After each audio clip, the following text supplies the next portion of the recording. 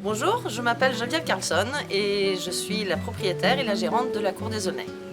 J'ai acheté cette propriété il y a maintenant 8 ans, 2011, avec 3 associés, et j'ai décidé de reprendre le lieu seul à leur départ en 2013.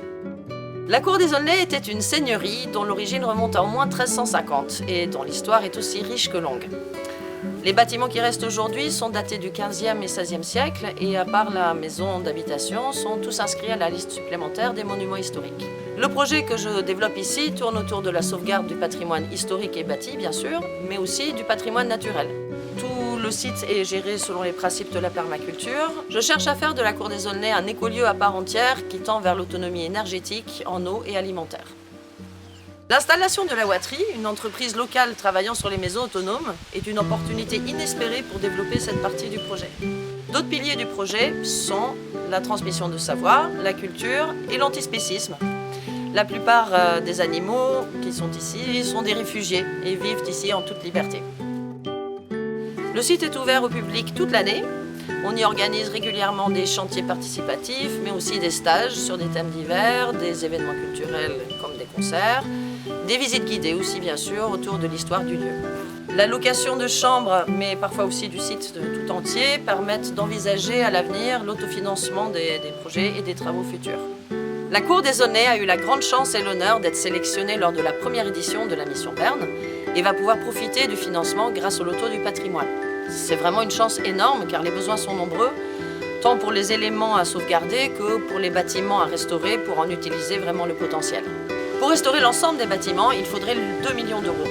Mais nous avons choisi pour cette première tranche de cibler un bâtiment de A à Z. Il s'agit de l'étable, qui sert déjà de salle de fête. Et les travaux incluent la restauration de la toiture, le redressement de certaines parties de charpente, diverses réparations de maçonnerie, la pose des huisseries, portes et fenêtres, et on va aussi refaire un sol et un plancher. L'ensemble de ces travaux sur l'étable s'élève à un peu plus de 100 000 euros. L'autre priorité était de préserver les éléments en péril. Il s'agit notamment des 2 échauguettes qui sont sur le bâtiment d'entrée. Il s'agit aussi du haut de la tour pigeonnier pour éviter la chute de pierre et l'infiltration d'eau, mais également le pignon de l'ancien logis, dont 2 murs ne sont pas joints et s'écartent dangereusement. Et enfin, la dernière et 3e échauguette, qui n'a plus de toiture, mais dont la maçonnerie est d'origine. L'ensemble de ces travaux permettront de sécuriser le site et de sauvegarder le patrimoine, mais permettront aussi de pérenniser le projet en optimisant l'autofinancement par la location de la salle des fêtes. Le montant total de ces travaux s'élève à 250 000 euros. Mais grâce au loto du patrimoine, à la DRAC et à la région des Pays de Loire, nous en sommes déjà à 90% de promesses de subvention.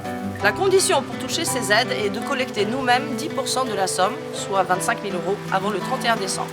C'est l'objectif du crowdfunding lancé sur la plateforme de la Fondation du patrimoine.